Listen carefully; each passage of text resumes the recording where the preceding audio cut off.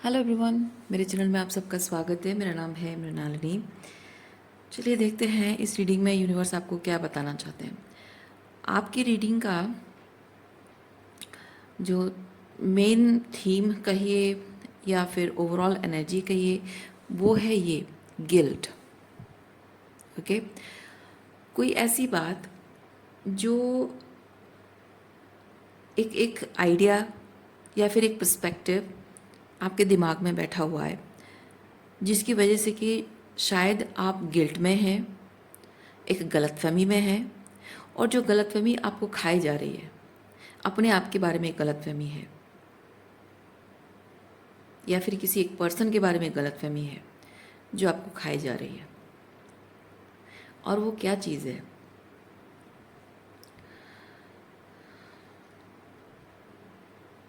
Situation को आप अगर बहुत ही लॉजिकल तरीके से समझने की कोशिश करें कि किसी पर्सन के दिमाग को पढ़ने की कोशिश करें कि वो क्या कह रहा है, जो भी कह रहा है वो क्या कह रहा है, क्यों कह रहा है, उसमें उसके क्या इंटेंशन है, क्या सोचकर ऐसा कर रहा है, या हर चीज़ को समझने की जो आपकी कोशिश है, आप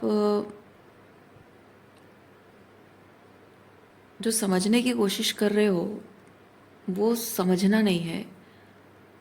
और अगर आपको समझना है तो जैसे चीज़ें प्ले आउट हुई है स्टार्टिंग से लेकर अब तक, जैसे प्ले आउट हुई है वैसे ना सोचकर अभी, मतलब कहने का मतलब है कि मान लीजिए कि आपका जो जिस चीज़ को आप प्रोसेस करना चाहते हो वो ऐसे क्लॉकवाइज है और आप क्लॉकवाइज प्रोसेस कर रहे हो एक एक करके, ठीक है। लेकिन आपको यूनिवर्स कह रहा है कि उसको एंटी क्लॉकवाइज करो, उल्टा रिवर्स करके देखो। पता नहीं वो चीज़ रिवर्स करके देखने का मतलब क्या है, आप सबके लिए अलग अलग होगा। कुछ लोगों के लिए हो सकता है कि स्टार्टिंग से जो कुछ आज तक हुआ है उसको वैसे ना देखकर आज जो कुछ भी हो रहा है उस चीज़ को आप पास्ट के साथ रिलेट करना, मतलब पास्ट को प्रेजेंट के साथ रिलेट नहीं करना, प्रेजेंट का जो हो रहा है उसको पास्ट के साथ रिलेट करके देखने की कोशिश करना, वो चीज़ हो सकता है। या फिर हो सकता है कि आज आपके जीवन में जो कुछ भी हो रहा है अपने जीवन के अतीत में झांककर अगर आप देखोगे तो शायद आपको समझ में आएगा कि आज आपके साथ ये सब चीज़ें क्यों हो रही हैं।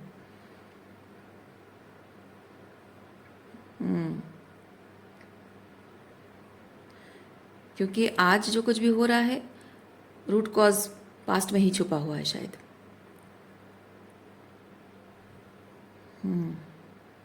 क्योंकि ये जो पेशेंस कार्ड है ये मुझे ये चीज़ बताता है कि एक एक करके इवेंट्स होते रहे हैं और धीरे धीरे करके जैसे वो पाइल अप होता गया है। ओके, और इसलिए जो भी हो रहा है अभी वो ओवर हो चुका है, इनफ हो चुका है। वो जो गले में आकर अटक गया है, या फिर जैसे बोलते हैं ना कि पानी सर से ऊपर चला गया है, तो रूट कॉज आपकी पास्ट में है, वहाँ जाकर आपको देखना पड़ेगा। ऑब्वियसली आप पास्ट में जा नहीं सकते हो, लेकिन पास्ट की कुछ ऐसी सिचुएशंस हैं, बातें हैं जिसे आप थोड़ा सा सरफेस पे लाकर देखो। पास्ट की चीज़ों को आप वो इंटीग्रेशन करना, समझने की कोशिश करना, याद करना पुरानी बातों को। तो पुरानी बातों को याद करने का मतलब ये नहीं है कि आप पास्ट में स्टक हो। पुरानी बातों को याद करना कभी कभी ज़रूरी होता है ताकि आज जो आप कर रहे हो या करने जा रहे हो या निर्णय ले रहे हो उस मतलब आज आज क्या करने जा रहे हो, करना चाह रहे हो, उस पर निर्भर करता है, कहना है मैं चाह रही हूँ। ये सिचुएशन की जो बात हो रही है ये हो सकता है कि आपका आज आपकी रोमांटिक रिलेशनशिप है और आपका अतीत आपके कोई पास्ट रोमांटिक रिलेशनशिप हो सकता है, या फिर आपका अतीत आपके पेरेंट्स के साथ आपका रिलेशनशिप हो सकता है, कोई चाइल्डहुड ट्रॉमा हो सकता है, कुछ जो कि नॉट नेसेसरीली कि पेरेंट्स ने कुछ गलत किया हो, लेकिन आपके साथ कुछ ऐसा गलत हुआ हो जिसकी वजह से कि आप उससे उभर ना पाए हो, और शायद आपको उस चीज़ से उभरने के लिए आपके पेरेंट्स ने हेल्प ना की हो, बल्कि उसको कवर अप करने की कोशिश की हो, इसीलिए वो ट्रॉमा हील नहीं हो पाया है।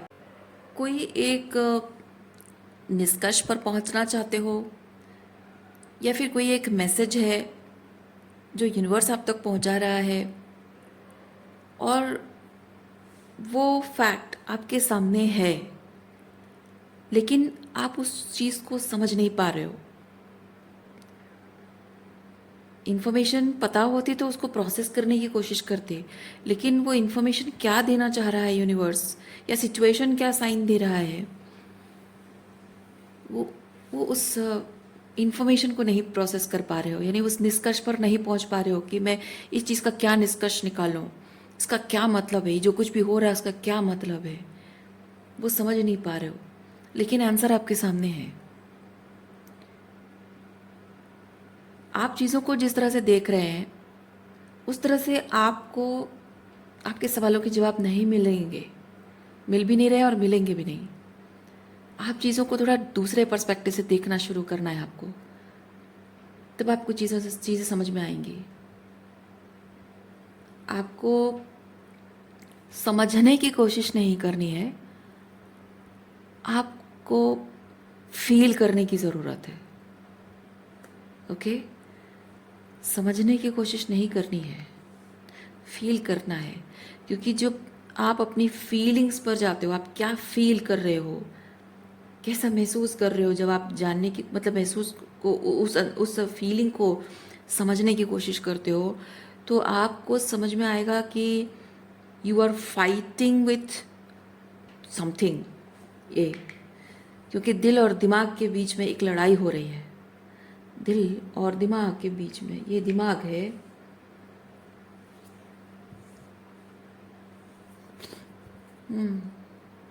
और ये दिल कुछ कह रहा है, दिमाग कुछ कह रहा है, दोनों के बीच में फाइटिंग हो रही है। अगर अपने दिल की बात आप सुनते हो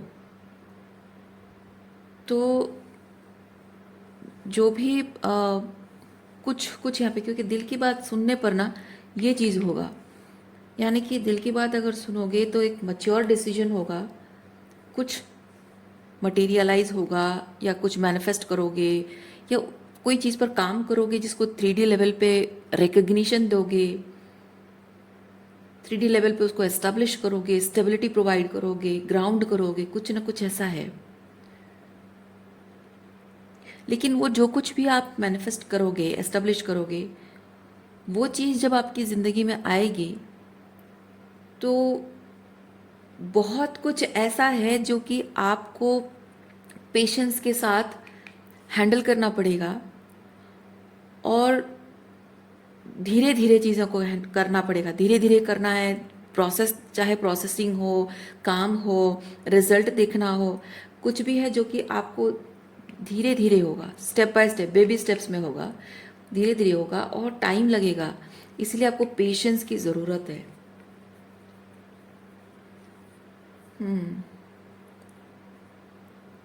और इसमें सिर्फ पेशेंस ही नहीं, बल्कि पल पल बहुत सारा शैडो वर्क लगेगा, क्योंकि ये दोनों कार्ड्स मुझे ये चीज़ बताता है कि लंबा टाइम लगने वाला है।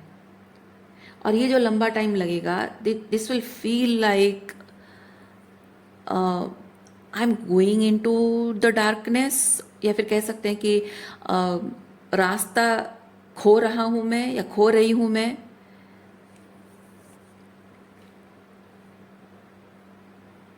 पर आप रास्ता खो नहीं रहे हो, आप अंधेरों में भटकने के बजाय अंधेरों में चलना सीख रहे हो।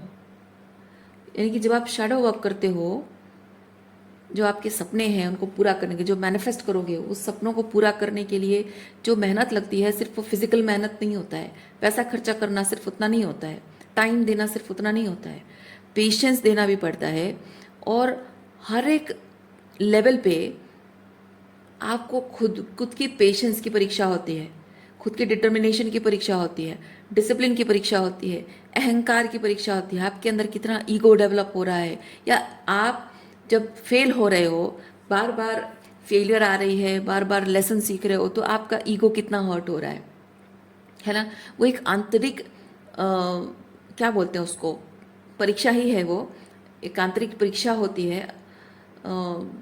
वो स्पिरिचुअली उसको अगर कहा जाए तो वो इनर असेसमेंट होता है, और वो इनर असेसमेंट आपको ये मच्योर बनाता है।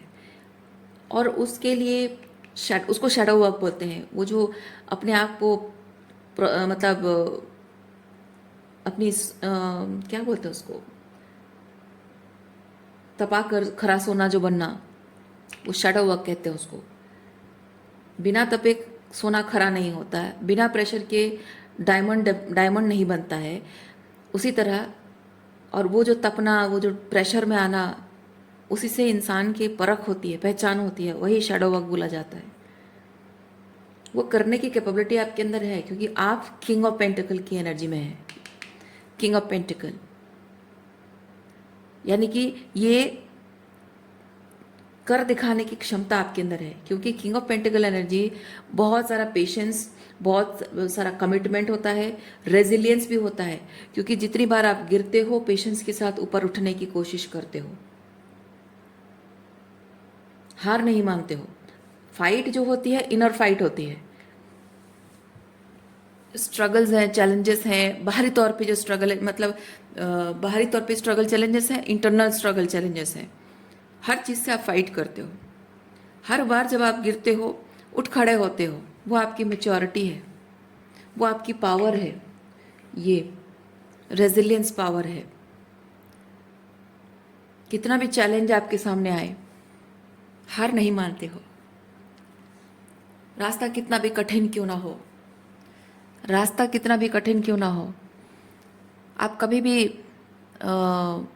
गिव अप नहीं करते हो। भले ही कभी कभी आपको, क्योंकि कठिन रास्ते पे कभी कभी ऐसा होता है, इंसान को कभी कभी कदम पीछे भी हटाना पड़ता है थोड़े टाइम के लिए, लेकिन वो गिव अप नहीं करता है। कभी थोड़ा स्लो डाउन होना, कभी थोड़ा पीछे हटना, कभी थोड़ा सा आगे बढ़ जाना, कभी थोड़ा सा लीप ऑफ फेथ लेना, यानी थोड़ा जंप करना, कभी स्लो वॉक करना, लेकिन कंसिस्टेंटली कुछ ना कुछ मूवमेंट्स होते रहना। गिव अप करने का मतलब है कि आपने रास्ता पूरी छोड़ दिया, लेकिन ये कार्ड बताता है आप रास्ता छोड़ने को तैयार नहीं है। यही यही आपकी पावर है। क्योंकि किसी भी सिचुएशन को जब आप कमिट करते हो, जो भी मैनिफेस्ट करना चाहते हो, उस सिचुएशन को जब आप कमिट करते हो, सो दो चीज़ें हो सकती हैं। इधर आप उस सिचुएशन में कंसिस्टेंट रहोगे, या फिर उस सिचुएशन को छोड़ दोगे। हिम्मत उस सिचुएशन में बने रहना, या फिर उस सिचुएशन को छोड़ देना। यानी कि जैसे एक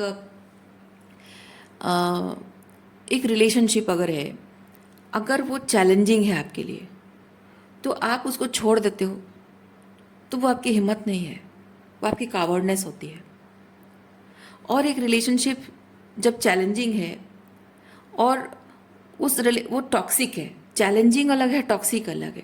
जब एक रिलेशनशिप टॉक्सिक है और आप कहते हो कि रिलेशनशिप चैलेंजिंग होता है, तो उसमें मुझे कंसिस्टेंस रहना है, अपने आप पर काम करना है, और इस रिलेशनशिप के उस चैलेंज को फेस करना है, और इसी में समझदारी है, ये कहकर आप एक टॉक्सिक रिलेशनशिप को, उसी सेम रूल को अप्लाई करते हो, तो उसमें ये चीज़ होता है कि आप उस टॉक्सिसिटी में धीरे धीरे धीरे धीरे डूबते जाते हो, अंधकार में डूबते जाते हो। और ऐसी सिचुएशन को कमिट करके रहना, वो भी कोई हिम्मत का काम नहीं है। तो डिपेंड करता है। अगर कोई हेल्दी रिलेशनशिप है, वो चैलेंजिंग है, वो चैलेंज एक्सेप्ट करना बहादुरी है, हिम्मत का काम है। टॉक्सिक रिलेशनशिप है, उस टॉक्सिसिटी को रियलाइज करने के बाद उसे छोड़ देना, वो हिम्मत का काम है।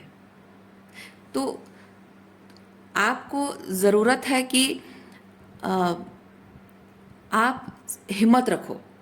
हिम्मत क्या करना रखना है, ये जो टू ऑफ पेंटिकल के साथ ये जो मोमेंट टू मोमेंट कार्ड है, इसके थ्रू मैंने जो आपको बताया कि कभी कभी अलग अलग स्टेप लेना होता है।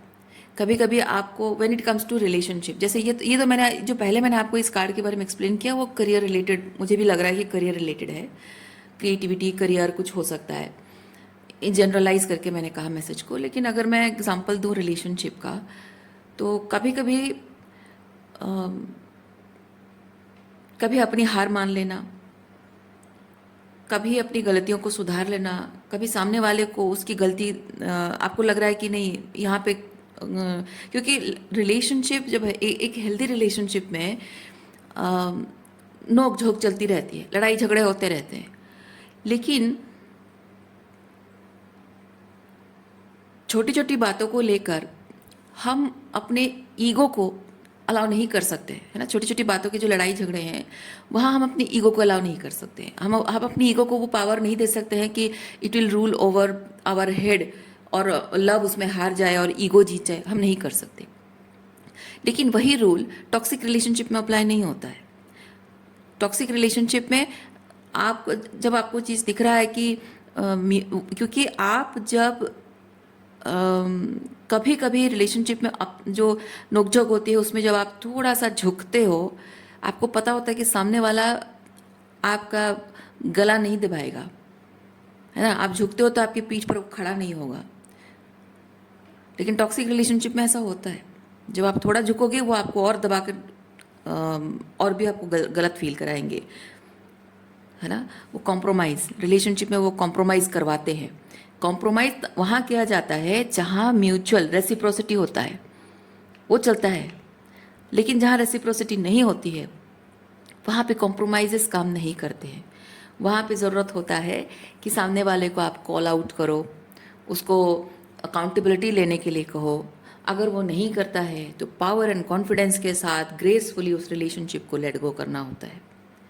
जैसे मैंने आपको एक चीज़ बताया था, अगर आप रेगुलरली मेरे वीडियोस अगर देखते हैं, मैंने एक चीज़ बताया था कि रिलेशनशिप, हेल्दी रिलेशनशिप होता क्या है जानना और उसको फील करना, जीना अलग बात होता है। आप जानते हो कि हेल्दी रिलेशनशिप होता क्या है, लेकिन अगर आप उस चीज़ को एक्सपीरियंस अच्छे तरीके से नहीं कर रहे हो, सही तरीके से नहीं कर रहे हो, यानी कि आपकी प्रोग्रामिंग, जैसे मैंने यहाँ पहले बताया, प्रोग्रामिंग अगर आपकी गलत है, किसी चीज़ के बारे में आइडिया गलत है रिलेशनशिप को लेकर, जैसे मैंने यहाँ पे बताया कि रिलेशनशिप को लेकर एक होता है कि ईगो को हम अलाउ नहीं करते हैं, लव को अलाउ करते हैं। तो टॉक्सिक नार्सिसिस्ट रिलेशनशिप में जब आप हैं तो नार्सिसिस्ट उसी स्टेटमेंट को अपने फ़ायदे के लिए इस्तेमाल करता है। वो गलत काम करेगा लेकिन आपको कहेगा कि छोटी छोटी बातों को दिल पे मत लगाया करो, लव एनर्जी में रहो, ईगो को बीच में मत आने दो। लेकिन वहाँ वो आपका ईगो नहीं है, वहाँ आपका सेल्फ रेस्पेक्ट हर्ट हो रहा है और उसके लिए उसे कॉल आउट करना आपके लिए ज़रूरी है और जवाबदारी लेना उसकी ज़िम्मेदारी है ना। जवाबदारी के लिए उसकी ज़िम्मेदारी है, पर वो उस चीज़ को अवॉइड करने के लिए आपको एक पेडेस्टल पे खड़ा कर देगा, कहेगा कि नहीं तुम ईगो को अलाउ कर रही हो और लव एनर्जी में रहो। तो वहाँ पे ये नहीं होता है और वो एक मैनिपुलेशन शायद हमेशा से रहा है और उसकी वजह से होता है कि हम जब किसी से जुड़ते हैं वही ट्रू लव निभाना जो होता है, उस रूल को हम वहीं अप्लाई करते हैं। लेकिन आपको अगर प्यार करना आता है ना, तो आप ये चीज़ इमीडिएटली, रेड फ्लैग जब पकड़ते हो इमीडिएटली आप उस इंसान को कॉल आउट करते हो और जब वो अकाउंटेबिलिटी नहीं लेता है तो आप एक स्ट्रॉन्ग डिसीजन लेते हो to let that person go. और जैसे मैंने कहा कि रिलेशनशिप को छोड़ देना आसान काम है, निभाते रहना मुश्किल काम है। लेकिन इस सिचुएशन में जब आपने छोड़ दिया, ये आपने भगोड़े का काम नहीं किया है, आपने एक पावरफुल काम किया है। क्योंकि जो ट्रूली लव करना जानता है ना, वो इंसान जानता है कि प्यार सही मायने में ट्रू लव जो है वो डिज़र्व करता है और जिस इंसान से वो डील कर रहा है वो ट्रू लव के सही मायने नहीं जानता है और उसे समझाया भी नहीं जा सकता है। ठीक है, जो ट्रू लव जो शो नहीं करता है ना, उसको समझाया नहीं जा सकता है। सच्चा प्यार, अगर इंसान को अगर गलतफहमी भी है, पता भी नहीं है, तो आप जब उसको सच्चा प्यार करते हो, आपको देख देख कर आपके प्यार, आपके एफर्ट्स, आपकी त्याग, है ना, जो करते हो उसके लिए, वो देख कर ही उसको रियलाइज हो जाएगा, oh my God, this is called true love. पर टॉक्सिक नार्सिसिस्ट और मैनिपुलेटर्स एक्सक्यूज मी, इस टाइप के जो लोग होते हैं ना, वो आपके उस त्याग को, उस प्यार को, आपके उस बलिदान को वो कैसे देखते हैं? वो देखते हैं, अच्छा मतलब मैं जो कहूँ वो करेगी, मैं जैसा चाहूँ वैसे करेगी, ये तो बहुत इजीली मैनिपुलेट हो जा रही है, इसका तो मैं बहुत फ़ायदा उठा सकता हूँ, है ना। तो वो डिफरेंस होता है। और आपको उनके बिहेवियर से ही पता चल जाएगा, आपको समझाने की ज़रूरत नहीं पड़ेगी, क्योंकि जो सही मायने में ट्रू लव को एम्बॉडी करते हैं ना, वो लोग समझ जाते हैं। उनको समझाना नहीं पड़ता है, दूसरों को समझाना नहीं पड़ता है कि ट्रू लव होता क्या है। वो ट्रू लव को एम्बॉडी करते हैं और उसी से लोगों को एग्जाम्पल मिलता है। जो उसको रेसिप्रोकेट कर रहा है, उसका सम्मान कर रहा है, वो समझ में आ जाता है। जो उसका सम्मान नहीं करता है, ऐसे लोगों को ना, एक बार अगर उनकी रेड फ्लैग पकड़ ली गई, एक बार सब कुछ उनका जो असली चेहरा उनके एक्शन से, उनके बिहेवियर से सामने आ जाता है ना, तो वहीं पे ही ट्रू लव करने वाला जो एम्पावर्ड बीइंग होता है, वो चुपचाप वहाँ से वॉक अवे कर जाता है। वो बार बार, हाँ, एक बार हो सकता है कि उसको वार्निंग दे दे, लेकिन बार बार वही चीज़ नहीं होता है। लेकिन बार बार आपको वार्निंग देनी पड़ रही है, समझाना पड़ रहा है, कन्विंस करने की कोशिश कर रहे हो, उसका दिल जीतने की कोशिश कर रहे हो, उससे मौका मांग रहे हो। ये सब क्यों है? क्योंकि आपको प्यार के सही मायने भले ही पता है, लेकिन प्यार करने का तरीका आपको गलत सिखाया गया है।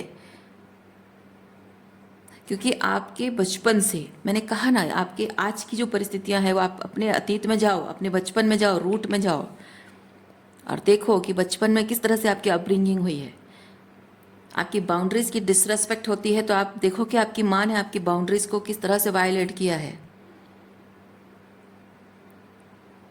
आपको अपनी पावर क्लेम, अपने अपने अधिकारों को क्लेम करना, अपनी वर्थ को ये करना, क्या बोलते हैं उसको, लाइक किसी की, मतलब आप किस चीज़ की वर्दी हो, है ना, वो किसी को दिखाना, किसी को एहसास कराना। आप किसी को कैसा एहसास करोगे कि आपकी वर्थ क्या है? आपको खुद ही अपनी वर्थ का एहसास नहीं है। कैसे? जाके देखो कि आपके फादर ने क्या किया आपके साथ। आपकी वर्थ को लेकर आपके फादर किस तरह से बिहेव करते थे और आपकी बाउंड्रीज को लेकर आपकी मदर आपके साथ कैसे बिहेव करती थी। जाके अपने बचपन में ये रूट में जाओ, अपने बचपन में अपने माता पिता के साथ, अपने भाई बहनों के साथ आपका कैसा रिश्ता रहा है, स्पेसिफिकली पेरेंट्स के साथ आपका रिश्ता कैसा रहा है, जाकर देखिए आप। और वहीं जब आप अपने पेरेंट्स के साथ अपने रिश्ते को जाकर झांकोगे, आपको वहाँ से पर्सपेक्टिव मिलेगा और पर्सपेक्टिव से आपको क्लैरिटी मिलेगी। और जब क्लैरिटी आपको मिलेगी, आप अपनी पावर क्लेम कर पाओगे। एंड फाइनली आपको आपके सवालों के जवाब, ये मेंटल क्लैरिटी है और ये दिशा, डायरेक्शन, दिशा निर्णय कर पाओगे कि ये जो आज अपनी ज़िंदगी में एक्सपीरियंस कर रहे हो अपने लव लाइफ को लेकर, ये क्यों है और इसका क्या करना है, वो दिशा निर्णय हो पाएगा। और जब आप उसके लिए कोई ऐसा कदम उठाओगे, ये एक्शन लेना और ये एस्टेब्लिश करना, ठीक है, 3D में मटेरियलाइज करना, तो एक्शन लोगे तो 3D में मटेरियलाइज क्या करोगे आप, कि जो सेल्फ लव के लिए आप एक्शन लोगे, अपने लिए जो स्टैंड लोगे, अपने सम्मान के लिए, अपने वर्थ के लिए जो स्टैंड लोगे, ultimately you will embody that authentic self. जो लव आपको चाहिए, वो लव को आप खुद एम्बॉडी करोगे। जो आप चाहते हो, दूसरों से रेस्पेक्ट पाना चाहते हो, वो रेस्पेक्ट अपने आप को देना स्टार्ट करोगे। This is that thing. और जब ये चीज़ आप करोगे, तभी जाकर आपके जीवन में ऐसे लोग जुड़ेंगे जो आप एक्सपीरियंस करना चाहते हो, एग्जैक्टली वैसे एक्सक्यूज मी, वैसे लोग जुड़ेंगे आपके जीवन में। लेकिन दूसरों से एक्सपेक्ट करते रहोगे, उसे हील नहीं करके दूसरों से एक्सपेक्ट करते रहोगे, दूसरों के ऊपर डिपेंडेंट रहेगा आपकी खुशी, प्यार पाने की इच्छा, सम्मान पाने की जो इच्छा है, वैल्यूड वर्दी फील करने की इच्छा दूसरों के ऊपर जो डिपेंडेंट है, नहीं है, उससे आपको कुछ नहीं मिलेगा।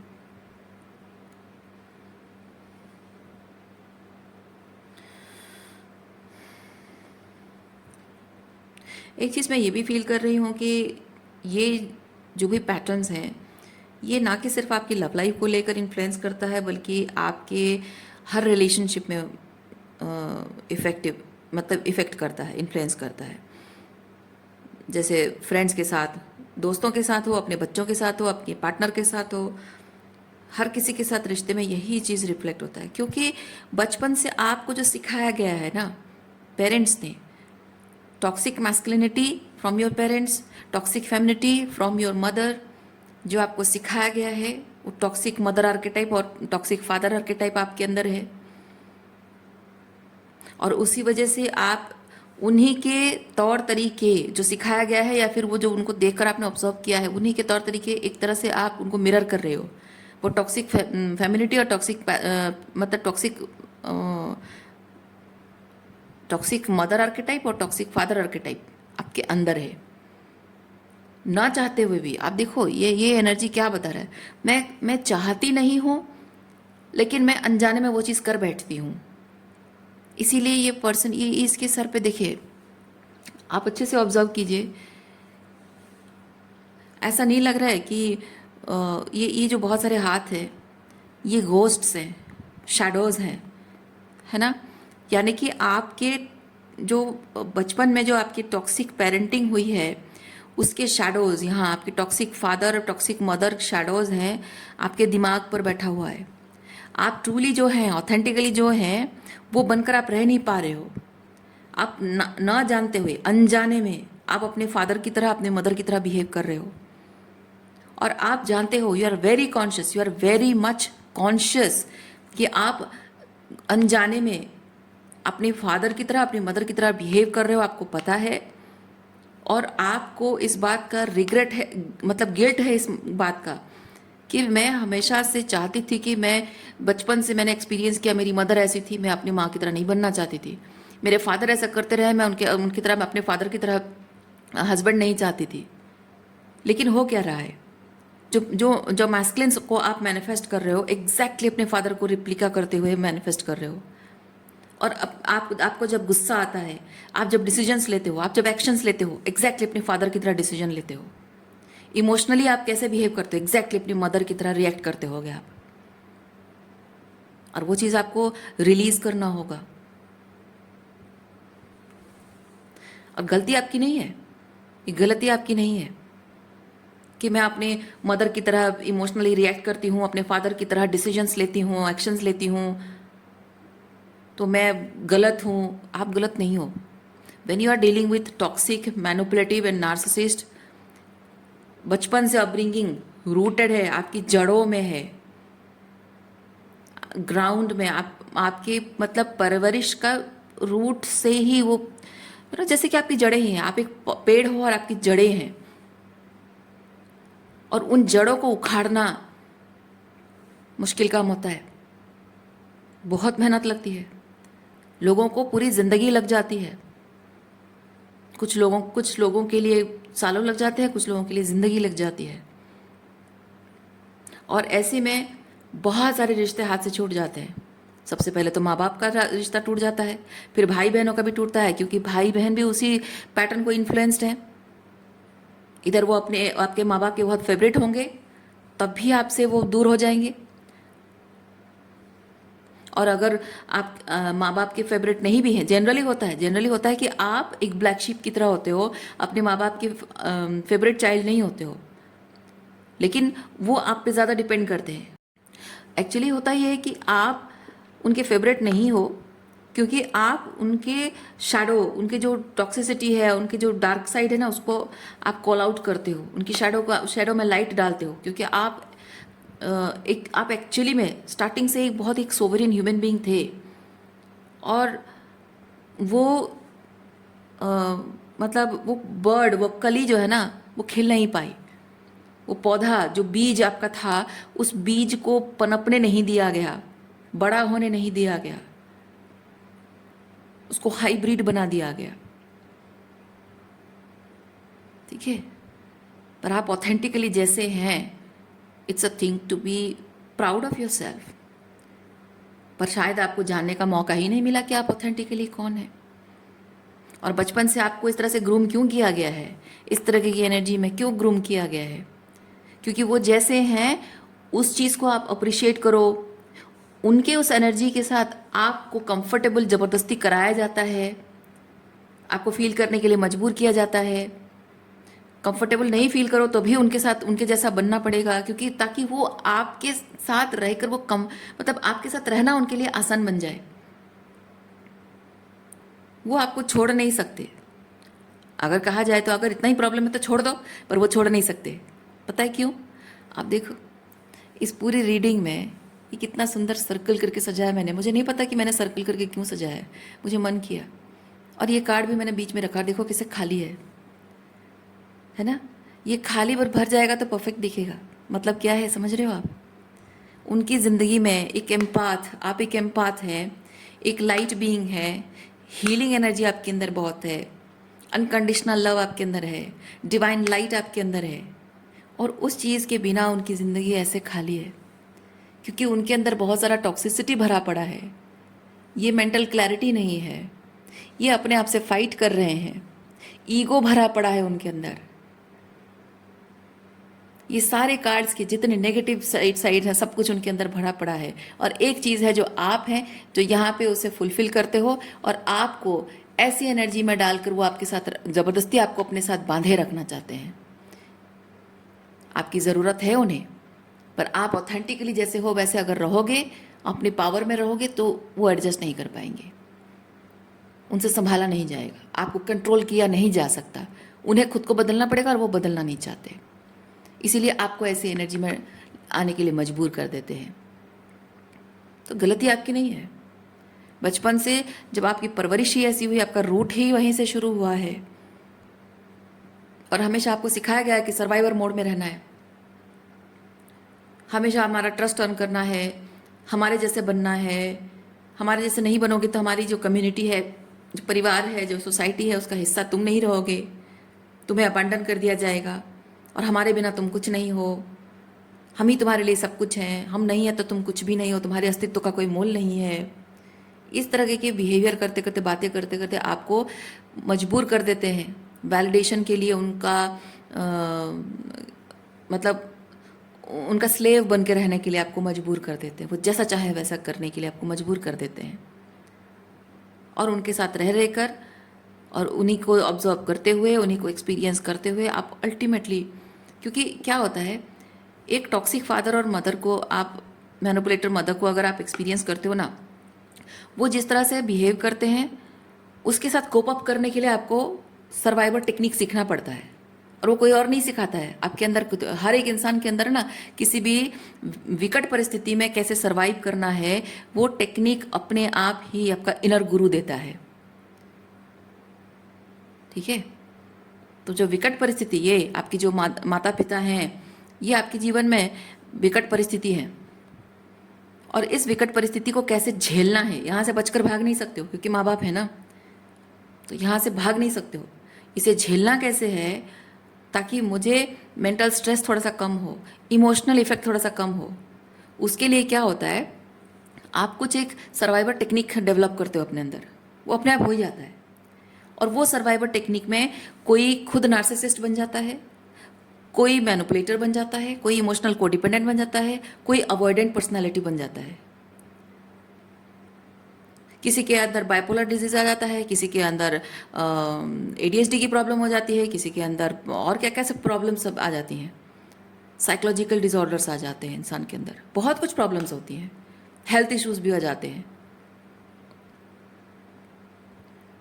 तो जो भी सर्वाइवर टेक्निक जिस तरह से काम कर रहा है, उसी तरह से वो इंसान एनी हाउ हैंडल कर रहा है। और आयरनी ऑफ लाइफ इज कि माँ बाप इस तरह से बिहेव करते हैं, एक पल के लिए भी नहीं सोचते कि उनका इस तरह का जो बोलना या बिहेव करने से बच्चे की मानसिक स्थिति किस तरह से बिगड़ रही है। भावनात्मक रूप में, साइकोलॉजिकल तरीके से किस तरह से उस पर असर पड़ रहा है, क्या कॉन्सिक्वेंसेस उसको भुगतना पड़ रहा है। और उनको लगता है कि वो डिसिप्लिन करने के लिए कर रहे हैं, वो आपकी सेफ्टी के लिए कर रहे हैं या कुछ और चीज़ के लिए कर रहे हैं, वो जस्टिफाई कर देते हैं बहुत इजीली। लेकिन वही सेफ्टी प्रोवाइड करना एक अलग तरीके से भी हो सकता है। आपके भले के लिए कुछ सोचना, आपको डिसिप्लिन करना एक अलग तरीके से भी हो सकता है। अब्यूजिव तरीका अपनाना ज़रूरी नहीं होता है। पर ये बात कौन समझाए उन्हें, और कौन बच्चा किस तरह के साइकोलॉजिकल इश्यूज को लेकर जी रहा है, वो अंदर ही अंदर कैसे वो घुट रहा है, वो सोचने समझने की क्षमता पेरेंट्स में नहीं होती है। और जब रिलेशनशिप की बात आती है, कुछ लोग इसीलिए ना रिलेशनशिप को, कुछ बच्चे होते हैं ये सब चीज़ें ट्रॉमा जब एक्सपीरियंस करते हैं, कुछ लोग रिलेशनशिप से डरते हैं, प्यार करने से डरते हैं। किसी से प्यार हो जाए, कोई पसंद आ जाए तो भी मुंह खोलकर बोलते नहीं हैं, चाहे घुट घुट कर जिंदगी बीत जाए, चाहे ज़बरदस्ती किसी और से शादी हो जाए, मजाल है कि मुंह से कोई चूं तक निकले, हिम्मत ही नहीं होती है, डर लगता है, क्योंकि माँ बाप ने ज़िंदगी भर फीलिंग्स की कदर नहीं की है, हमेशा आपकी फीलिंग्स को नकारा गया है, वैलिडेशन नहीं दी है आपकी फीलिंग्स को, कभी डिसरेस्पेक्ट किया गया है, मजाक उड़ाया गया है, अपमान किया गया है आपकी भावनाओं का। इसीलिए वो डर मन में बैठ जाता है कि कोई भी इंसान को मैं अपनी फीलिंग्स बताऊंगी तो वो मेरी फीलिंग्स का गलत फ़ायदा उठाएगा। और इसके बावजूद भी वो जो एक तलब होती है आपके अंदर कि प्यार चाहिए, हेल्दी लव, हेल्दी रिलेशनशिप चाहिए, कोई तो हो ऐसा प्यार करने वाला, सच्चे दिल से प्यार करने वाला कोई तो हो। और जब कोई आपके जीवन में आता है और आपको लगता है कि oh my God he is the one, आप आंखें बंद करके उस पर भरोसा कर लेते हो। क्यों? क्योंकि एक इंसान के जीवन में जब कभी भी ट्रू लव नहीं मिला होता है, थोड़ा सा अगर कोई प्यार शो कर दे, प्यार से दो बातें कर दे, प्यार से थोड़ी सी तारीफ कर दे, कोई झूठा प्यार भी दिखा दे, तो आपको वो चीज़ बहुत सच्चा लगने लगता है। क्योंकि उतना भी वो जो झूठा दिखा रहा है ना, उतना भी आपको आपके माँ बाप से नहीं मिला होता है, कोई भी एक्सपेक्टेशन फुलफिल नहीं हुई होती है। मतलब मटेरियल एक्सपेक्टेशन नहीं, इमोशनल एक्सपेक्टेशन की बात कर रही हूँ। और इसीलिए ये होता है कि आप अपनी ज़िंदगी में एक टॉक्सिक, नार्सिसिस्ट, मैनिपुलेटर बॉयफ्रेंड या गर्लफ्रेंड को मैनिफेस्ट कर लेते हो, या फिर कोई अवॉइडेंट पर्सन को मैनिफेस्ट करते हो। बेसिकली इमोशनली अनअवेलेबल लोगों को, क्योंकि इमोशनली अनअवेलेबल पेरेंट्स रहे हैं, उससे आपने हीलिंग नहीं की है, तो आपको इमोशनली अनअवेलेबल पार्टनर ही मिलता है। क्योंकि थोड़ा सा ब्रेड क्रम करना, थोड़े से इमोशंस, थोड़ा सा फ्लर्टिंग, थोड़ा सा तारीफ कर देना, मीठी मीठी थोड़ी बातें कर लेना, वो लगता है कि oh my God, finally I got my man. और अगर थोड़ा सा भी आपको कहीं दिखे प्यार की निशानी, थोड़ी सी भी अगर कहीं दिख जाए, तो आपको लगता है कि मैं इसे खोना नहीं चाहती हूँ। ज़िंदगी में कभी प्यार ने सच्चा प्यार नहीं मिला, कुछ तो उसमें है बात, कुछ तो बात उसमें है, मिला है तो मैं उसे किसी हाल में जाने नहीं दूंगी। और आप उसके प्रति वो जो क्लिंगीनेस आपकी हो जाती ना, चिपक जाते हो कि नहीं उसे जाने नहीं देना है। वो 1000 रेड फ्लैग दिखाता होगा, 1000 रेड फ्लैग उसके अंदर होंगे, लेकिन आपके दिमाग में ये चीज़ होता है कि नहीं, मैं उसे जाने नहीं दूंगी, मुझे ज़िंदगी भर प्यार नहीं मिला है, कोई एक तो मिला है। माना कि लड़ाई झगड़ा, वही चीज़ आपको बचपन से सिखाया गया है, ये छोटी मोटी बातों को लेकर दिल पे लगा के मत बैठा करो, वो ईगो इतना मत रखो अपने अंदर। इसलिए आपके दिमाग में वही चीज़ होता है कि ये इतना सारा रेड फ्लैग दिखा रहा होता है, लेकिन आप कहते हो कि ये छोटी मोटी बात। ये भी कहता होगा, ये जो जिस टॉक्सिक इंसान से आप डील कर रहे हो, ये भी कहता होगा कि छोटी मोटी बातों को लेकर दिल से क्यों लगा के बैठती हो। और आपको लगता है क्या मैं सच में मैं ओवर थिंक कर रही हूँ, ओवर एनालाइज कर रही हूँ मैं चीज़ों को, क्या ये छोटी मोटी बातें हैं और मुझे इन बातों को इग्नोर करते रहना चाहिए? क्या मैं ये छोटी छोटी बातों को लेकर जो मैं मतलब रिएक्ट कर रही हूँ, क्या ये ओवर रिएक्ट करना है, ओवर सेंसिटिव, ओवर इमोशनल होना है? क्या मैं अपने ईगो को अलाउ कर रही हूँ प्यार के आगे? ये सोच कर आप उसे बार बार माफ करते रहते हो और मौके देते रहते हो। और अल्टीमेटली उस मैनिपुलेशन के अंधे कुएं में डूबते जाते हो,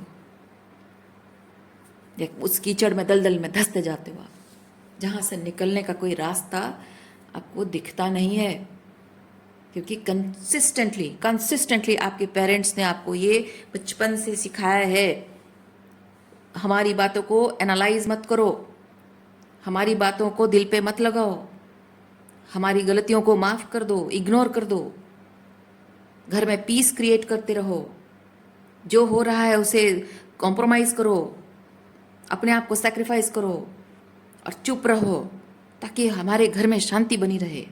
तुम्हारी वजह से अशांति हो रही है, यही आपको सिखाया जाता है बचपन से, और उसी वजह से आप अपने टॉक्सिक रिलेशनशिप में हज़ारों रेड फ्लैग देख रहे होते हो, लाखों रेड फ्लैग देख रहे होते हो, लेकिन आप कहते हो कि नहीं यार, मैं ओवरथिंक कर रही हूँ, मुझे उसको एक बार माफ़ कर देना चाहिए, शायद वो बदल जाए, शायद वो सुधर जाए, मैं उसको इतना प्यार दूंगी। उल्टा क्या होता है पता है, मैं उसको इतना प्यार दूंगी, इतना प्यार दूंगी, इतना प्यार दूंगी कि मेरे प्यार को देखकर वो समझ जाएगा कि मैं उसे कितना प्यार करती हूँ, और उसके लिए मतलब मेरे लिए, मेरे ईगो से बढ़कर, मेरी तकलीफ़ से बढ़कर, वो जो तकलीफ़ मुझे दे रहा है उस तकलीफ़ से बढ़कर मेरा रिश्ता है।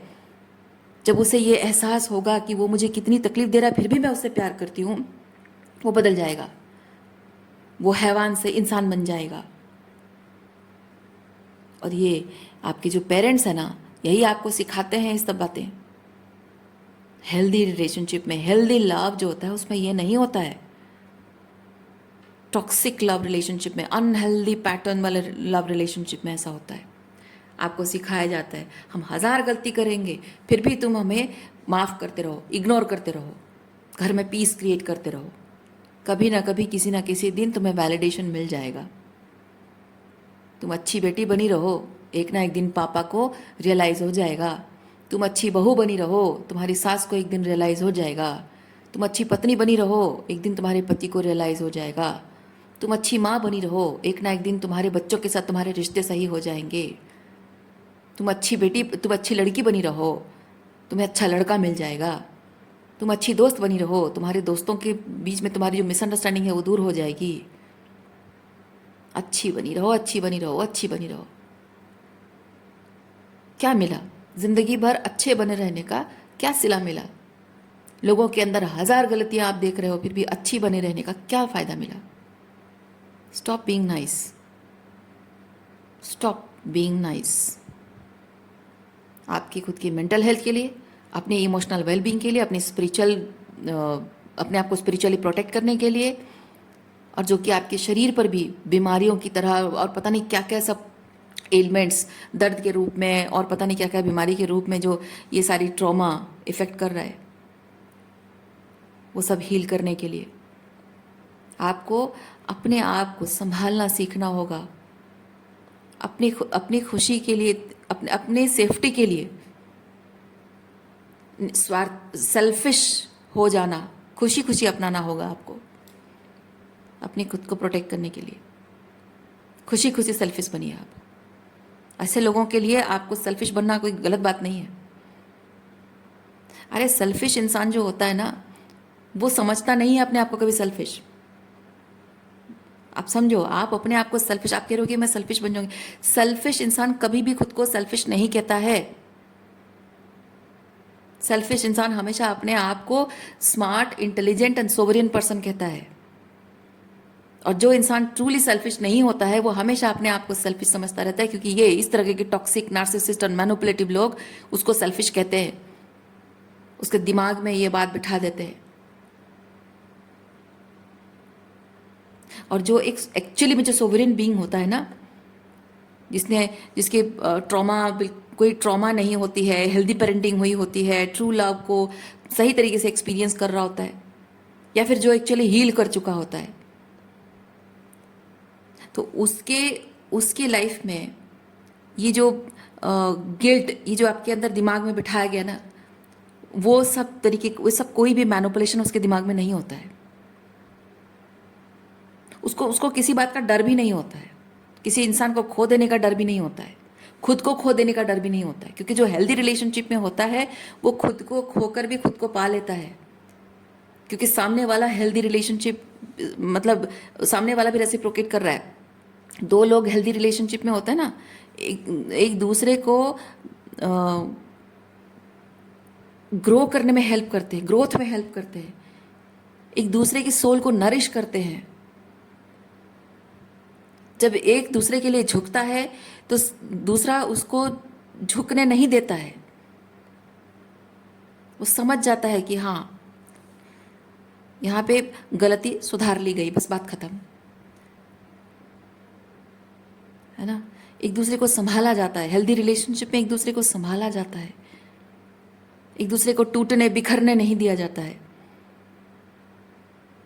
एक दूसरे की सोल को नरिश करना यानी कि संवारना, है ना। तो वहाँ पे डर नहीं होता है। कभी आप अगर झुकते हो आपको डर नहीं लगेगा। कभी आप अपने मतलब आपको कभी नहीं लगेगा कि आप अपने सेल्फ रिस्पेक्ट को सेक्रीफाइस कर रहे हो। आपको कभी भी किसी बात का रिग्रेट नहीं होगा, आपको कभी भी गिल्ट नहीं होगा कि मुझे ये नहीं करना चाहिए था, क्योंकि सामने वाला इतना अपने आप पर काम करता होगा कि आप उसके लिए अगर कुछ करोगे वो आपको कभी भी वो अनग्रेटफुलनेस उसके अंदर नहीं होगी, वो आपको कभी रिग्रेट महसूस होने नहीं देगा। वो इतने एफर्ट्स करेगा, वो इतना रेसिप्रोसिटी करेगा, रेसिप्रोकेट करेगा कि आपको कभी अपने अपने एफर्ट्स के लिए, आपकी जो कभी कभी झुकते हो, कभी कॉम्प्रोमाइज़ेस करते हो, कुछ भी उसके लिए करते हो, ओवर एक्सटेंड करते हो, वो कभी भी आपको रिग्रेट होने नहीं देगा। जितना आप उसके लिए करोगे दुगना आपके लिए वो करेगा। आप ही करते हो ना, कोई आपके लिए कितना करता है उससे दुगना आप उसके लिए करते हो। पर आपको वैसा व्यक्ति चाहिए, आपको वैसा रेसिप्रोकेट करने वाला व्यक्ति चाहिए। आप जिनके लिए करते हो वो उस लायक है ही नहीं। और जो आपके लायक है, आप ही की तरह सच्चे दिल से प्यार करने वाला इंसान कोई अगर मिलेगा, तब उसके साथ आप अगर उस ट्रू लव के जो रूल्स हैं उसे अप्लाई करोगे, तब आपको उसमें खुशी मिलेगी, अच्छे रिजल्ट मिलेंगे। ठीक है। आप फिजिक्स के क्वेश्चन पढ़ रहे हो और मतलब फिजिक्स का एग्ज़ाम दे रहे हो और आप सिविक्स का आंसर लिख रहे हो, वो कैसे हो सकता है ना। तो हेल्दी हेल्दी रिलेशनशिप में, जो हेल्दी रिलेशनशिप ट्रू लव निभाने का जो नियम है उसको वहीं अप्लाई किया जाता है। और जो टॉक्सिक लोग होते हैं ना, वहाँ पे सेल्फिश होना पड़ता है, अपनी पावर क्लेम करना होता है, अपनी मेंटल हेल्थ के लिए, अपनी इमोशनल वेलबींग के लिए सेल्फिश होना पड़ता है। उसे लेट गो करना वो आपकी बेरुखी नहीं है, उसे लेट गो करना आपकी नॉन कमिटल डिसेप्टिव एनर्जी नहीं है। वो आप अपने खुद के लिए कर रहे हो, अपनी मेंटल हेल्थ के लिए कर रहे हो। निस्वार्थ प्रेम आप कर चुके हो, अब खुद से प्यार करने का वक्त है। और ऐसे लोगों के लिए निस्वार्थ प्रेम कोई मायने नहीं रखता है, उसे वो निस्वार्थ सेवा समझते हैं, फ्री ऑफ कॉस्ट सर्विस। आप सर्विस प्रोवाइड करने आए हो या प्यार करते हो? जो प्यार की कीमत समझता है ना, वो प्यार देता है। जो प्यार को आपकी कमज़ोरी समझता है, आपकी लाचारी, मजबूरी, कोडिपेंडेंसी समझता है, अपने लिए सर्विस समझता है, वो प्यार के लायक नहीं है। वो जिस गटर में है ना, उस गटर में उसे पड़े रहने दीजिए। आप डिज़र्व नहीं करते हो उसके साथ उस गटर में रहने के लिए। आप बेटर डिज़र्व करते हो, और जो बेटर डिज़र्व करते हो उसके लिए आपको बहुत ज़रूरी है कि आप अपने जो भी ये साइकोलॉजिकली, इमोशनली जो भी ट्रॉमा कैरी कर रहे हो, और जो इस चीज़ को वो जो ट्रॉमा रिस्पॉन्स कहते हैं उसको, ठीक है, ये जो टॉक्सिक रिलेशनशिप को एंड्योर करते रहने के लिए जो एक ट्रॉमा रिस्पॉन्स आपकी आती है, कोपिंग मैकेनिज्म आती है, उसको चेंज करना है, कोपिंग मैकेनिज्म को रिलीज करना है, नए पैटर्न सेट करने हैं। ट्रॉमा रिस्पॉन्स जो आपकी है, उस ट्रॉमा रिस्पॉन्स को धीरे धीरे आपकी नर्वस सिस्टम को आपको काम डाउन करना है, अपने आप को यकीन दिलाना है कि अब कोई ट्रॉमा नहीं होगा। क्योंकि अब मजाल है कि कोई आके आपके लिए, आपके साथ कोई गलत करेगा, नहीं कर सकता है कोई। जब आप खुद का रिस्पॉन्सिबिलिटी लोगे, खुद की मेंटल हेल्थ का, इमोशनल वेलबींग का रिस्पॉन्सिबिलिटी लोगे, और अपने बाउंड्रीज राइज अप करोगे, स्टैंडर्ड राइज अप करोगे। स्टैंडर्ड मतलब है कैसे लोगों को आपकी अपनी ज़िंदगी में एंट्री दोगे, कैसे लोग आपकी एनर्जी फील्ड में रहना डिजर्व करते हैं, वो स्टैंडर्ड राइज अप करोगे। मजाल है कि किसी में इतनी हिम्मत हो कि आके आपके साथ कोई बुरा करे, कोई कर ही नहीं सकता। ऐसे लोगों की ना क्या बोलूँ मैं, हिम्मत नहीं होती है हिम्मत नहीं होती आपके करीब आने की, आपसे आकर बात करने की, आपके मुंह लगने की हिम्मत नहीं करते हैं, डरते हैं। आपको अंदर ही अंदर डर लग रहा होगा कि पता नहीं है, पता नहीं क्या हो जाएगा, फिर ऐसा करेंगे वैसा करेंगे। आप डर रहे हो क्योंकि आपका पास्ट एक्सपीरियंस ऐसा रहा है। पर अब जब आप अपनी पावर क्लेम कर लोगे, वो आपसे डरेंगे, बहुत डरेंगे। क्योंकि आपकी आपकी जो सेल्फ पावर, जो पावर क्लेम करना होता है ना, ये बहुत ही इंटिमिडेटिंग लगता है टॉक्सिक लोगों को। हिम्मत नहीं होती है क्योंकि उनको पता है किसी भी मोमेंट पे कुछ भी अगर वो कुछ गलत करते हैं, आप सीधे उनको पलट कर जवाब दोगे, आप बिल्कुल भी टॉलरेट नहीं करोगे, उनको उनकी औकात दिखाओगे, उन्हें पता है। या फिर कुछ भी उल्टा पुल्टा टेढ़ा मेढ़ा बोलेंगे, आप उनको सीधे सवाल पूछोगे, कॉल आउट कर दोगे, और उनके पास कोई जवाब नहीं होगा। और उनको उनको ये चीज़ लगता है कि यार ये तो झगड़ालू हो गई है, इसके मुंह नहीं लगना है, क्या ज़रूरत है इसके मुंह लगेंगे, जाके खुद की बेइज्जती करवाने जैसा है। क्योंकि जिसको अपनी गलती का एहसास नहीं है, वो या फिर उसको कोई फ़र्क नहीं पड़ता, वो गलत कर रहा है, अगर उसे पता भी है तो उसे फ़र्क नहीं पड़ता है, वो इंसान हमेशा यही सोचेगा, वो तो झगड़ालू लड़की है, झगड़ालू औरत है, क्या ज़रूरत है उसके मुंह लगने की। अपनी इज्जत अपने हाथ में है, बेटर है कि बात ही ना करो, कोई रिश्ता ही ना रखो, किसी चीज़ पे कोई बात करने की ज़रूरत ही नहीं है, दूर रहो इस इंसान से, अपनी इज्जत अपने हाथ में है, क्या ज़रूरत है। ऐसे ही सोचते हैं लोग और बात नहीं करेंगे। आप कुछ कहना चाहते हो रिलेशनशिप को ठीक करने के लिए या उसको कुछ समझाने के लिए, अवॉइड ही कर देंगे।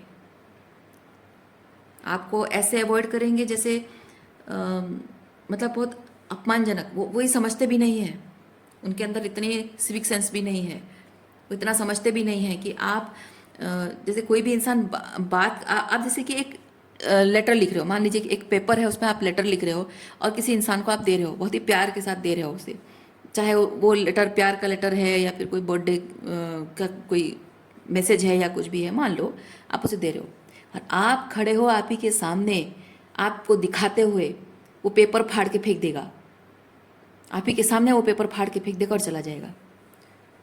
कितनी बेइज्जती होगी आपकी। और ये जो आप बात करना चाहते हो, आपको इग्नोर करते हैं, अवॉइड करके चले जाते हैं, है ना। आप उनको अकाउंटेबिलिटी मांगते हो, चुपचाप चले जाते हैं, कोई जवाब नहीं देते हैं, रिलेशनशिप है या ब्रेकअप है क्या है, क्लोजर नहीं देते हैं। This is exactly like that.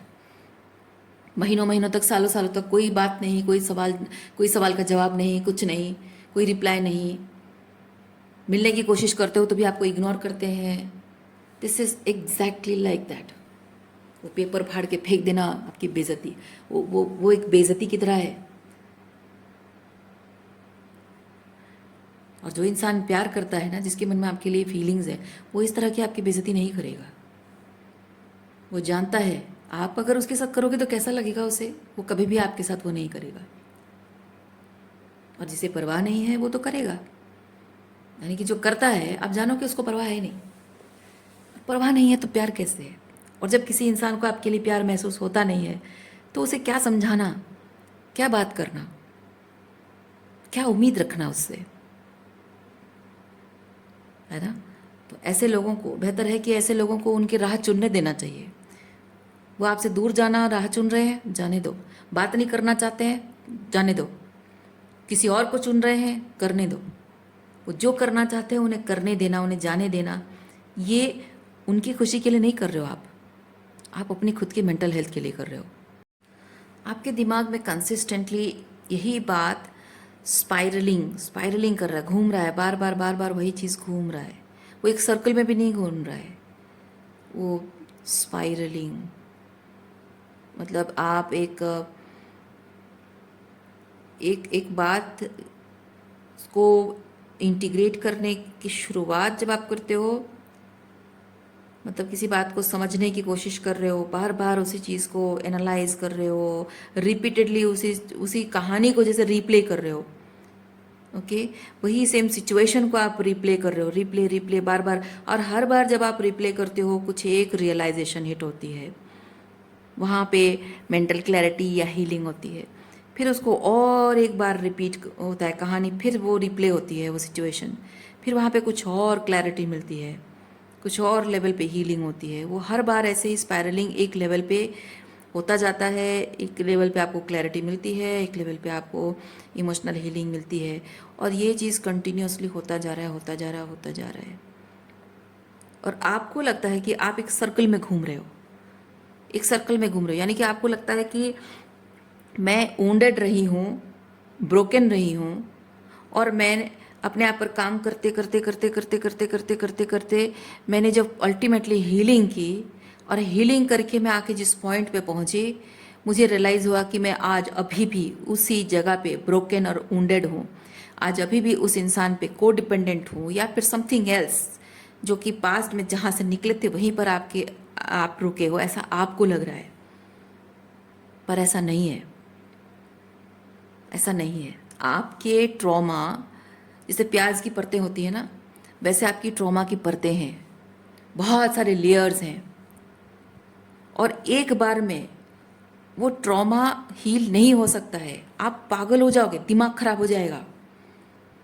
जब ट्रॉमा हीलिंग होती है, वही एक सिचुएशन एक बार याद आएगा, एक लेवल पे हीलिंग होगी, फिर दूसरी बार जब याद आएगा, कुछ कुछ दिनों महीनों बाद जनरली होता है, ठीक है, वो रिपीट होगा, फिर वहाँ पे कुछ और क्लैरिटी मिलेगी, जैसे मैंने कहा अभी। तो एक लेयर हटती जाती है। ये ये जो लोगों से आप डील कर रहे हो ना, ये वो समझने की कैपेबिलिटी नहीं रखते हैं।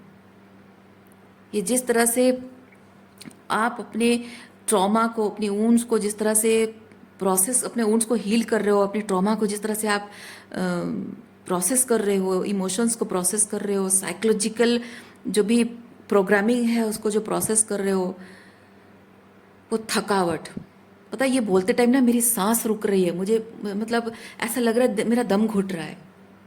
मे बी आप ऐसा फील कर रहे हो। वो एक स्पिरिचुअल इमोशनल एग्जॉशन है, वो टायर्डनेस है, वो घुटन महसूस हो रही है कि मैं वहीं जहाँ जहाँ से निकली थी मैं वहीं स्टक हूँ। मैं चाहे कितना भी अपने आप पर काम कर लूँ, कितनी भी हीलिंग कर लूँ, पर मैं वहीं स्टक हूँ। ये सोचकर शायद आपको रोना आता है, पर असल में वो नहीं हो रहा है। आपके ट्रॉमा इतनी जैसे रूटेड, मैंने कहा ना ग्राउंड लेवल पे रूटेड, रूट बहुत गहराई में आपकी जड़ें हैं। ये जो ट्रॉमा की जड़ें बहुत गहराई में है, जकड़ के रखी हुई है आपकी इनर चाइल्ड को, और उसकी वजह से वो परतें एक एक करके जो परतें हट रही हैं, it's taking loads of time. बहुत सालों शायद गुजर गए हैं। ये जितने लंबे सालों तक माता पिता के साथ relationship, depending on your age, 30-35 साल के हो, 24 के हो, 25 के हो, 40-45 साल के हो, पता नहीं उम्र के किस पड़ाव में हो, और उतने ही साल आपके माता पिता का जो टॉक्सिक बिहेवियर, उतने साल का वो जड़ें पकड़ी हुई हैं, उसको हील होने में टाइम तो लगेगा। ऊपर से उसमें additionally on cherry on top of cake आपका ये रोमांटिक पार्टनर या आपका हस्बैंड या जो भी है।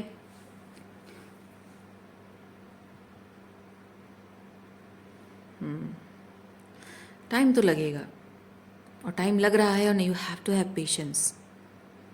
आप ये कभी भी मत समझिए, ये पेशेंस कार्ड को मैं देखकर मैं ये चीज़ कह रही हूँ, आप कभी भी ये मत समझिए कि आप एक ही जगह पे स्टक हो, कहीं आगे नहीं बढ़ पा रहे हो, आपकी ज़िंदगी का कुछ अच्छा नहीं हो पा रहा है, और मतलब बुरा लगता है। मैं समझ रही हूँ इस चीज़ को, कि जहाँ लोग अपनी ज़िंदगी में अपनी छोटी बड़ी मुश्किलें जो होती हैं जीवन में, जो अप्स एंड डाउन्स होते हैं, वो मुश्किलें हल करके आगे बढ़ जाते हैं, और आप अपने आप को वहीं एक ही जगह पर स्टक पा रहे हो, सालों से उसी बात को लेकर बार बार रो रहे हो, बार बार वही इमोशंस को फेस कर रहे हो, फिर वही रोना, फिर वही चीज़ को बार बार सोचना, एनालाइज करना।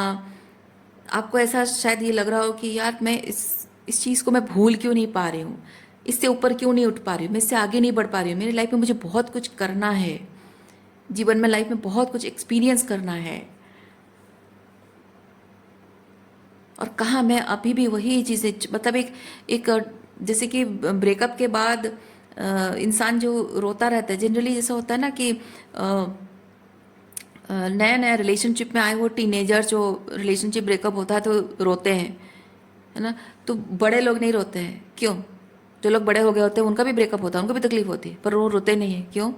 क्योंकि समाज उन्हें कहता है तुम बड़े हो गए हो, समझदार हो गए हो, ये क्या बच्चों की तरह रो रही हो।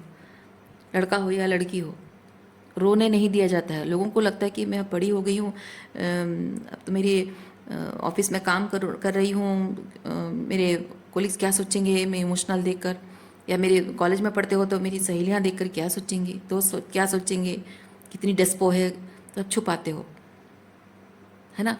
तो छोटे बच्चे लेकिन जैसे रोते हैं, अब आपको लगता है कि आप बच्चों की तरह मैं अभी भी रो रही हूँ उसी बात को लेकर। आप रो नहीं रहे हो, आप हीलिंग कर रहे हो। So be kind on yourself. जब आप रोते हो ना, आप हीलिंग कर रहे हो। आप समझने की कोशिश करो, जब आप रोते हो आप महसूस करने की कोशिश करो कि आप क्यों रो रहे हो। क्या ये रिश्ते टूट जाने की वजह से रो रहे हो? क्या उस इंसान के चले जाने से रो रहे हो? वो वापस आएगा नहीं आएगा ये सोच के रो रहे हो? शायद नहीं, कुछ और चीज़ के लिए रो रहे हो। अपने आप को वापस पाने के लिए रो रहे हो। अपने आप को अभी तक आप वापस नहीं पा सके हो, इसलिए रो रहे हो। आप अपने टूटे बिखरे अंश को समेट नहीं पाए हो पूरी तरह से अपने आप को जोड़ नहीं पाए हो, इसलिए रो रहे हो। पहले जैसे थे वैसे अपने आप को जोड़ना चाहते हो, लेकिन वैसा संजो नहीं पा रहे हो, खुद को जोड़ नहीं पा रहे हो।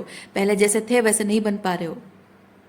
पर you have to be very kind and compassionate towards yourself. आपको एक्सेप्ट करना पड़ेगा कि आप पहले जैसे थे वैसे नहीं बन पाओगे। और जिस भी तरह से आप अपने आप को जोड़ पा रहे हो, that is the best thing. आप कभी भी अपने ये सब आपकी ज़िंदगी में होने से पहले पहले जैसे आप थे ना, वैसे अपने आप को देखने की कोशिश मत करो। उसमें भी कुछ फ्लॉज थे। हाँ, माना कि उस वक्त आप पास्ट में आप इस रिलेशनशिप में आने से पहले आप बहुत खुश थे, लाइफ में दोस्तों के साथ हंसना खेलना, मतलब हंसना मस्ती करना, घूमना फिरना, लाइफ में सब कुछ अच्छा, खुशी खुशी सब कुछ चल रहा था, पढ़ाई पे ध्यान था, सब कुछ था। फिर भी उसमें कुछ ना कुछ फ्लॉज तो थे। क्या था? कॉन्शियसनेस की कमी थी, कुछ पैटर्न्स, है ना, कुछ पेरेंटिंग पैटर्न्स थे, कुछ ना कुछ तो कमी उसमें भी थी। और आज ये हीलिंग करने के प्रोसेस में जो अपने आप को संजो रहे हो, अपने आप को जोड़ रहे हो, जो बेहतर जो बनने की जो बनना पा रहे हो, अपने आप को जिस तरह से बना पा रहे हो, that is the best thing you can ever do. Accept करो इस बात को। जो बन रहे हो, जैसे बन रहे हो, वो अपने आप में परफेक्ट बन रहा है। अपने आप को किसी और की नज़रों से देखने की कोशिश मत करो। अपने आप को अपने पास्ट के साथ कंपेयर मत करो,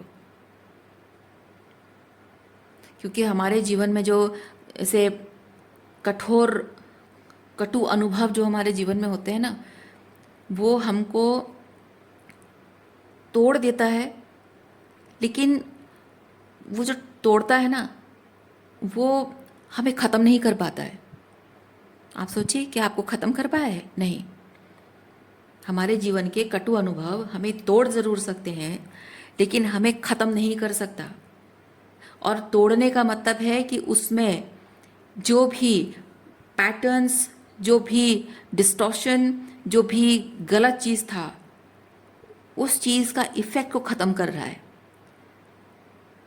उस चीज़ को डिसमेंटल कर रहा है। वो टूटना, उस टूटने की वजह से आपके जो जो फ्रेगमेंट्स, जो डिस्टॉर्शन आपके पेरेंट्स के बचपन के अपब्रिंगिंग के जो जो टॉक्सिसिटी के फ्रेगमेंट्स थे, वो फ्रेगमेंट्स अलग हो जा रहे हैं। क्योंकि जब आप टूट रहे हो, वो फ्रेगमेंट्स जो आप कलेक्ट कर रहे हो, अपने आप को जहां आप देख पा रहे हो कि yes this is me, this is authentically me, you are picking up that thing. जो आप देख रहे हो, जो टॉक्सिसिटी के फ्रेगमेंट्स आप कर रहे हो, ना ना ना, दिस इज नॉट मी, आप उसे पिक नहीं कर रहे हो। आप सिर्फ अपना ऑथेंटिक सेल्फ को पिक कर रहे हो, अपने आप को पिक कर रहे हो। और जब आप अपने आप को पिक करते हो और वो जो टॉक्सिसिटी उसको डिसमेंटल, उसको हटाते हो, तो उसकी जगह खाली हो जाती है कि नहीं? आप इमेजिन करो, आप एक बोल, है ना, एक बोल हो या फिर कुछ भी, एक जो कांच का कोई बर्तन है, वो जब टूट रहा है तो आप अपने आप को कलेक्ट कर रहे हो वो सर्टन पार्ट्स हैं, और ये जो टॉक्सिसिटी वो सर्टन पार्ट्स, तो साथ में मिलकर एक सेटअप बना था। अब जब वो अलग हो जाता है, जो टॉक्सिसिटी है वो अलग हो जाता है, और जो रियलिटी आपकी जो ऑथेंटिक सेल्फ है वो पूरी तरह से वो बोल नहीं बन पाता है, उसमें कहीं ना कहीं टुकड़े, मिसिंग पीसेस होते हैं। तो अब आपको क्या करना है? अब आप जो भी बन पाए हो वो आपने खुद को समेटा, और जो मिसिंग पीसेस हैं, खाली हैं, उसको लेकर रोना नहीं है। वहाँ पे आपको प्यार से, ट्रू लव से, ऑथेंटिसिटी से, सेल्फ लव से वहाँ पे रंग भरना है, प्यार का रंग भरना है। अपने अंदर से आप अपने उस लक्ष्मी तत्व को जगाइए, अपने अंदर के उस हेल्दी मदर आर्केटाइप को जगाइए, अपने अंदर के उस क्रिएटर को जगाइए। अबंडेंस है ना, क्या अबंडेंट है आपके अंदर, क्या खूबसूरत है, क्या वो लक्ष्मी की ऊर्जा क्या है आपके अंदर। वो जो खाली जगह है ना आपके अपने आप में, उस जगह में उसे भर दीजिए, और देखो कितना सुंदर बन जाता है फिर। और जो सुंदर आकार बन जाएगा वो अपने आप में ही अनोखा होगा, और वो ही परफेक्ट होगा। तो अब से माय डियर सिस्टर्स, अब से रोना धोना बंद और अपने आप पर काम करना शुरू। और ये जिन लोगों ने जो भी किया है, याद रखना है आपको कि इनमें इतनी पावर नहीं है कि आपका कुछ बिगाड़ सकते हैं। आपने इन लोगों को पावर दे रखी थी, इसीलिए इनमें इतनी गट्स थी, वरना इनमें कोई गट्स नहीं है, कुछ नहीं कर सकते हैं। आप जैसे अपनी ऑथेंटिक सेल्फ में आए हो, अपनी पावर क्लेम की है, अब देखो कि इनकी फटी पड़ी है और कुछ नहीं बिगाड़ सकते। मजाल है कि कोई आपके करीब आ जाए, आपकी छाया को भी छूने की हिम्मत नहीं है इन लोगों में। और अब तक ये लोग ये सब जो कर पाए हैं, आपने अलाउ किया। क्यों? क्या आप डरते हो इनसे? नहीं, बिकॉज आपका प्यार सच्चा है, and you always chose love over your ego. Ego ये लोग कहते हैं, but that was your self respect. अब आपको समझ में आ रहा है। तब आपको कहा जा रहा था कि you have to choose love over ego, पर अब यूनिवर्स आपको कह रहा है कि that was never your ego, that was self respect, and now you have to choose your self respect over love, because whatever they are doing, they don't deserve love. और अपने आप को वो प्यार देना है। ओके, सो रीडिंग मैं यहीं पे रखती हूँ। उम्मीद करती हूँ इस रीडिंग से आपको कुछ क्लैरिटी मिली हो। मैं आपको नेक्स्ट रीडिंग में मिलती हूँ। अपना ख्याल रखिए, खुश रहिए, बाय।